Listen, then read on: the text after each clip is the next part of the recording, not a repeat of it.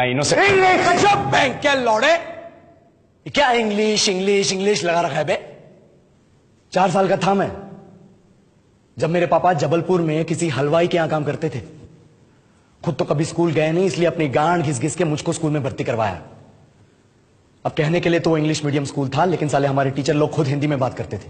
हमारे स्कूल के लड़के एक दूसरे से यो व्हाट्स अप डॉग ऐसे बात नहीं करते हैं। क्या भौंक रहा है तेरा लंडा आजकल है, ऐसे गले मिलते हैं। किसी तरह रट्टा मार मार के 10th तक पहुंचे तो पता चला कि जिंदगी में सफल होने के लिए एक ही तरीका है, और वो है इंजीनियरिंग। सब यही कहते थे, माँ बाप, टीचर लोग, गली का वॉचमैन भी हमसे पूछता था, और भैया कैसी चल रही है आपकी तैयारी, भग बेंचो तुमको क्या करना है। इसलिए हमारे स्कूल के बच्चे हम सब पहुंच गए बकरों की तरह, मैं IIT, मैं NIT। अरे जिस बच्चे ने अपने बाप को जलेबी तलते देखा है वो तो यही सोचेगा ना कि जिंदगी में पैसा ही सब कुछ है। I did not choose this engineering life, sir, and neither did this engineering life choose me. It was shoved down my throat by my teachers while my hands were tied to my back by my friends and my parents watched in silence.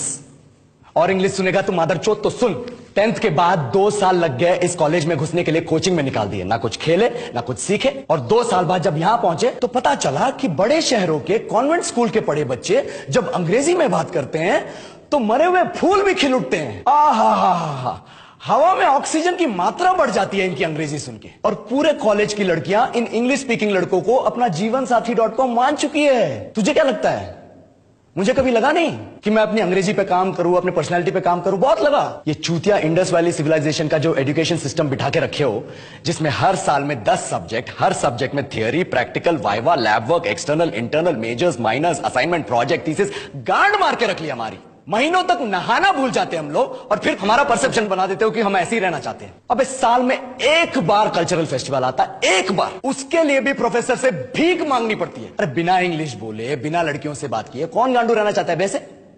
पर time कहां है कुछ सीखने के लिए, लगे पड़े हैं कोडिंग सीखने, 3 लैंग्वेज सीख रहे हैं अलग अलग इंग्लिश छोड़ के। लेकिन जब प्लेसमेंट्स की बात आई तो सबको एप्टीट्यूड चाहिए, पर्सनैलिटी चाहिए, इंग्लिश स्पीकिंग चाहिए। It is not that we can not speak English, sir, we are just very conscious of our diction and our pronunciation, and we are not confident to speak in front of anyone else. If the curriculum was a little bit diverse, if the engineering colleges in our country focused on our all round development instead of functioning like a goddamn factory that is just mass producing robots by killing their dreams and handing out degrees, I would not be sitting here in this pointless HR interview, the likes of which exist only in our country. ये लो sir, बोल दिया मैंने 4 और line अंग्रेजी में। अब बताइए, क्या मैं आपके मल्टीनेशनल कंपनी के लायक हूं? Do I have the potential to be a slave of your esteemed organization?